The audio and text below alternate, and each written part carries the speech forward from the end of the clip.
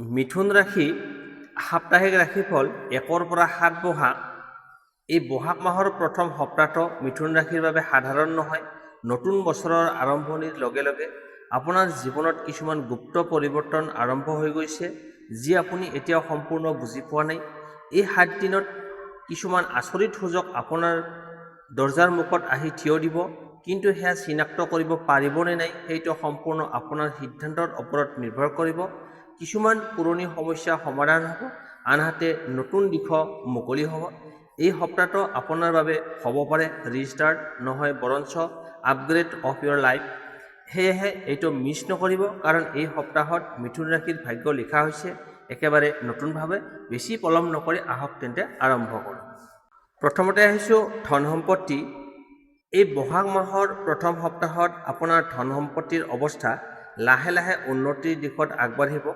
আৰম্ভণিৰ দিনবোৰত অলপ খৰচ বেছি হ'ব পাৰে, বিশেষকৈ উৎসৱ, ঘৰ দুৱাৰ বা নিজৰ প্ৰয়োজনীয় বস্তু কিনাৰ ক্ষেত্ৰত। বহাগ মানেই আনন্দৰ সময়, সেয়ে খৰচো স্বাভাৱিকভাৱে বেছি হ'ব।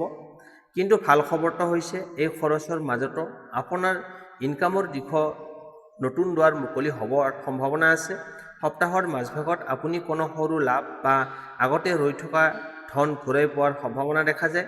যিসকল ব্যৱসায়ী লোক আছে তেওঁলোকৰ বাবে এই সময়টো লাভজনক হ'ব পাৰে। নতুন গ্ৰাহক, নতুন ডিল বা নতুন আইডিয়াৰ যোগেদি আপোনাৰ ধন আহিব। আনহাতে চাকৰিজীৱীসকলৰ বাবে তেওঁলোকে অতিৰিক্ত ইনকামৰ সুযোগ বা সৰু লাভ পোৱাৰ সম্ভাৱনাও আছে। সপ্তাহৰ শেষৰ ফালে টকা পইচাৰ অৱস্থা আগতকৈ বেছি স্থিৰ হ'ব। যদি আপুনি এই সময়ত সঠিক সিদ্ধান্ত লয় আৰু অপ্ৰয়োজনীয় খৰচ কমাই চলে, তেন্তে ভৱিষ্যতৰ বাবে ভাল সঞ্চয় কৰিব পাৰিব। সাৱধানতা, বন্ধু বা পৰিচিত লোকক টকা ধাৰ দিয়াৰ ক্ষেত্ৰত সাৱধান থাকক। সকলো সুযোগ লাভজনক নহয়, ভালকৈ চিন্তা কৰি সিদ্ধান্ত লওক।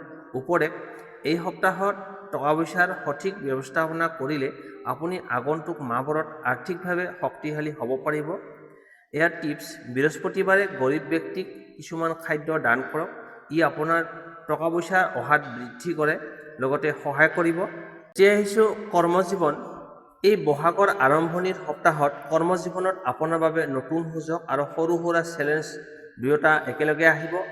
আৰম্ভণিৰ দিনবোৰত কামৰ প্ৰেছাৰ অলপ বেছি থাকিব পাৰে, বিশেষকৈ যদি আপুনি নতুন দায়িত্ব লয় বা পুৰণি কাম শেষ কৰাৰ চেষ্টা কৰে। কেতিয়াবা এনে লাগিব যে আপোনাৰ পৰিশ্ৰমৰ মূল্য ঠিকমতে পোৱা নাই, কিন্তু এইটো সময়ত বিষয়ে আপুনি ধৈৰ্য ৰাখিব লাগিব। আপোনাৰ কঠোৰ পৰিশ্ৰম শীঘ্ৰেই ফল দেখুৱাবলৈ সক্ষম হ'ব। সপ্তাহৰ মাজভাগত আপোনাৰ বাবে এক গুৰুত্বপূৰ্ণ পৰিৱৰ্তনৰ সংকেত আছে। কোনো নতুন প্ৰজেক্ট, নতুন অফাৰ বা কৰ্মক্ষেত্ৰত পৰিচিত লোকৰ সহায় পোৱাৰ সম্ভাৱনা আছে। এই সময়ত আপুনি নিজৰ দক্ষতা প্ৰদৰ্শন কৰাৰ সুযোগ পাব। যিসকল ব্যৱসায়ী লোক আছে তেওঁলোকৰ বাবে এই সময়টো নতুন আইডিয়া ব্যৱহাৰ কৰাৰ বাবে উপযুক্ত। সৰু ৰিস্ক ল'ব পাৰিলে আগতকৈ ডাঙৰ লাভ পোৱাৰ সম্ভাৱনা আছে। সপ্তাহৰ শেষৰ ফালে আপোনাৰ আত্মবিশ্বাস বৃদ্ধি পাব আৰু আপুনি নিজৰ কামৰ ওপৰত অধিক নিয়ন্ত্ৰণ অনুভৱ কৰিব পাৰিব। ঊৰ্ধ্বতন কৰ্তৃপক্ষৰ পৰা প্ৰশংসা বা সৰু সফলতা পোৱাৰ সম্ভাৱনা আছে। গুৰুত্বপূৰ্ণ উপদেশ: নিজৰ লক্ষ্য স্পষ্ট ৰাখক আৰু আনৰ কথাত সহজে বিভ্ৰান্ত নহ'ব। সাৱধানতা: অফিচ পলিটিক্স বা গোপন প্ৰতিযোগিতাৰ পৰা অলপ দূৰত থাকিবলৈ চেষ্টা কৰক। সকলোৰে ওপৰত সহজে বিশ্বাস নকৰিব। ফলাফল: এই সপ্তাহত যদি আপুনি ধৈৰ্য আৰু বুদ্ধিৰে কাম কৰে, তেন্তে কৰ্মজীৱনত এটা শক্তিশালী ভিত্তি গঢ়ি তুলিব পাৰিব, যি আপোনাক আগলৈকে ডাঙৰ সফলতাৰ পথ দেখুৱাব। এতিয়া আহিছোঁ প্ৰেম আৰু দাম্পত্য জীৱন। এই বহাগ মাহৰ আৰম্ভণিৰ সপ্তাহটো আপোনাৰ প্ৰেম জীৱনৰ বাবে যথেষ্ট সংবেদনশীল আৰু গুৰুত্বপূৰ্ণ। আৰম্ভণিৰ দিনবোৰত সৰু সুৰা ভুল বুজাবুজি বা মনোমালিন্য হ'ব পাৰে। আপুনি কোৱা কিছুমান কথা সঙ্গীয়ে ভুলকৈ ল'ব পাৰে, সেয়ে এই সময়ত কথা বতৰা খুবেই সাৱধানতাৰে আলোচনা কৰক। যিসকল লোকে প্ৰেমৰ লগত জড়িত হৈ আছে তেওঁলোকৰ বাবে এই সপ্তাহটো এক প্ৰকাৰৰ টেষ্ট অফ আণ্ডাৰষ্টেণ্ডিং। যদি আপুনি সঁচা মন আৰু ধৈৰ্যৰে আগবাঢ়ে, তেন্তে সম্পৰ্কটো আগতকৈও বেছি গভীৰ আৰু মজবুত হৈ উঠিব। সপ্তাহৰ মাজভাগত পৰিস্থিতি লাহে লাহে ভাল হ'ব। দুয়োজনৰ মাজত পুনৰ মৰম, বিশ্বাস আৰু আকৰ্ষণ বৃদ্ধি পাব। এই সময়ত আপুনি আপোনাৰ প্ৰিয়জনৰ লগত সময় কটাই সুখ অনুভৱ কৰিব আৰু কিছুমান নতুন স্মৃতি সৃষ্টি কৰিব পাৰে। যিসকল বিবাহিত তেওঁলোকৰ বাবে আৰম্ভণিতে অলপ মনোমালিন্য থাকিলেও সপ্তাহৰ শেষৰ ফালে পৰিয়ালত শান্তি আৰু আনন্দ ঘূৰি আহিব। সংগীৰ সমৰ্থন আৰু মৰমে আপোনাক মানসিকভাৱে শক্তিশালী কৰি তুলিব। গুৰুত্বপূৰ্ণ উপদেশ: প্ৰেমত অহংকাৰ ইগ' এৰাই চলক। য'ত বুজাবুজি আৰু ক্ষমা আছে তাতেই সম্পৰ্ক দীঘলীয়া হয়।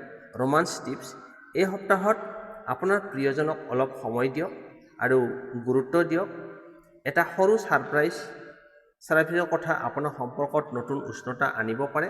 ফলাফল: এই সপ্তাহত শেষৰ ফালে আপোনাৰ প্ৰেম আৰু দাম্পত্য জীৱনত অধিক স্থিৰ, মিঠাচ আৰু শক্তিশালী হৈ উঠিব যদি আপুনি হৃদয়ৰ পৰা চেষ্টা কৰে। এতিয়া আহিছোঁ আপোনাৰ স্বাস্থ্য বিষয়ক লৈ। বহাগ মাহৰ প্ৰথম সপ্তাহত আপোনাৰ স্বাস্থ্য সামগ্ৰিকভাৱে ঠিকেই থাকিব, কিন্তু অলপ অসাৱধানতা কৰিলে সৰু সমস্যা দেখা দিব পাৰে। আৰম্ভণিৰ দিনবোৰত আপুনি ভাগৰুৱা, এলেহুৱা বা মূৰৰ বিষ অনুভৱ কৰিব পাৰে, বিশেষকৈ যদি আপুনি বেছি কাম কৰে আৰু ৰেষ্ট নলয়। এই সময়ত আপোনাৰ মনোযোগৰ অভাৱো দেখা দিব পাৰে, যাৰ বাবে সৰু ভুল হ'ব পাৰে। সেয়ে শাৰীৰিক আৰু মানসিক দুয়ো দিশতে সাৱধান ৰখা খুবেই প্ৰয়োজন। সপ্তাহৰ মাজভাগত স্বাস্থ্য লাহে লাহে উন্নত হ'ব। যদি আপুনি নিয়মীয়াকৈ খাদ্যৰ অভ্যাস কৰে, সময়মতে টোপনি পাৰে আৰু সৰু সুৰা ব্যায়াম কৰে, তেন্তে আপুনি আগতকৈ বহুত ভাল অনুভৱ কৰিব। এই সময়ত মৰ্ণিং ৱাক, প্ৰাতঃভ্ৰমণ বা যোগ অভ্যাস আপোনাৰ বাবে খুবেই উপকাৰী হ'ব।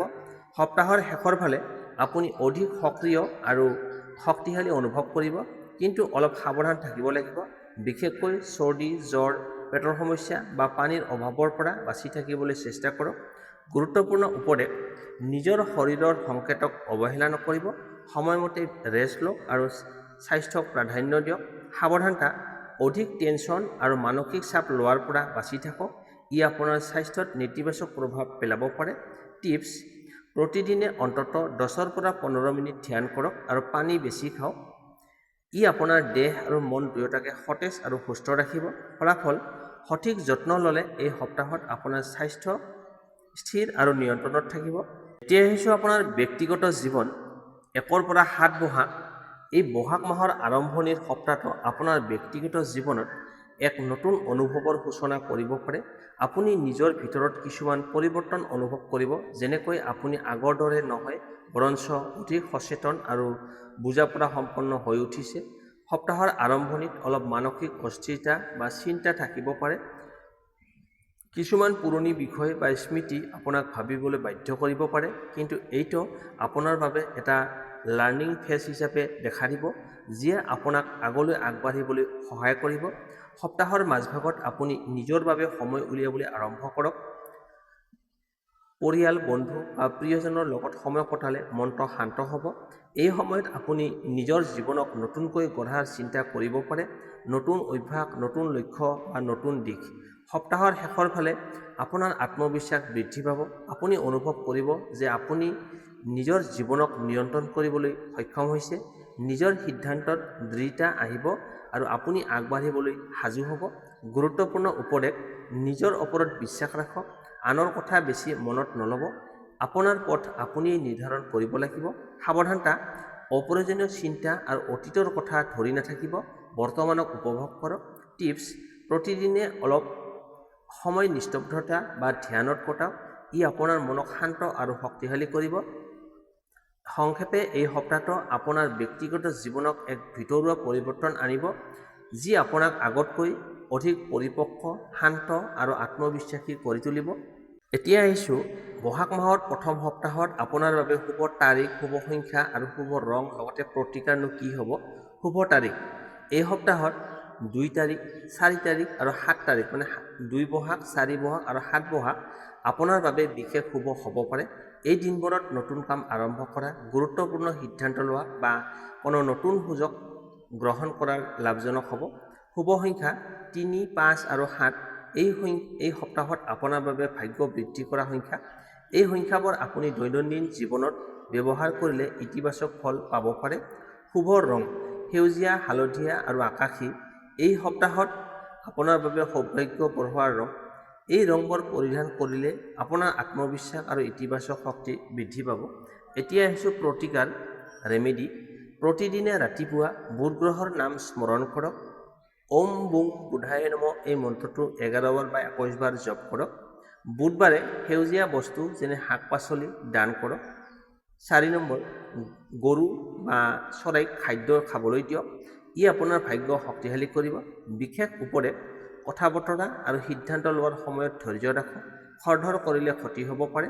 সংক্ষেপে, সঠিক দিন সংখ্যা আৰু প্ৰতিকাৰৰ সহায়ত আপুনি এই সপ্তাহত নিজৰ ভাগ্য আৰু জীৱনৰ দিশ দুয়োটা উন্নত কৰিবলৈ সক্ষম হ'ব। থুলমূলকৈ এই বহাগ মাহৰ আৰম্ভণি আপোনাৰ বাবে কেৱল এটা নতুন মাহ নহয়, ই আপোনাৰ জীৱনৰ এটা নতুন অধ্যায়ৰ আৰম্ভণি হ'ব। ই আপোনাৰ জীৱনৰ এটা নতুন অধ্যায়ৰ আৰম্ভণি। যি সমস্যাই আপোনাক এতিয়ালৈকে ধৰি ৰাখিছিল, সেইবোৰ এৰি আগবঢ়াৰ সময় আহি গৈছে। আপুনি যদি নিজৰ ওপৰত বিশ্বাস ৰাখে আৰু সঠিক সিদ্ধান্ত ল'ব পাৰে, তেন্তে এই সপ্তাহত আপোনাৰ জীৱনত ডাঙৰ পৰিৱৰ্তন নিশ্চিত। ভয় এৰি আগবাঢ়ি যাওক, নিজৰ সপোনক সঁচা কৰিবলৈ সাহস ৰাখক আৰু কেতিয়াও নিজকে কম বুলি নাভাবিব, কাৰণ মিথুন ৰাশিৰ বাবে এইটো সময় নিজকে প্ৰমাণ কৰাৰ সময় হিচাপে পৰিগণিত হ'ব। এই ৰাশিফলটো যদি আপোনাৰ ভাল লাগিছে তেন্তে লাইক কৰিব, শ্বেয়াৰ কৰিব, লগতে কমেণ্টত আপোনাৰ ৰাশি কি আৰু আপুনি কোন ঠাইৰ পৰা এই ভিডিঅ'টো চাই আছে কমেণ্ট কৰি জনাব। আগন্তুক ৰাশিফলৰ বাবে আপোনালোকে চেনেলটো ছাবস্ক্ৰাইব কৰিবলৈ নাপাহৰিব। আজিলৈ বিদায় লৈছোঁ। আকৌ লগ পাম অন্য এটা নতুন ৰাশিফল ভিডিঅ'ৰ সৈতে। ধন্যবাদ।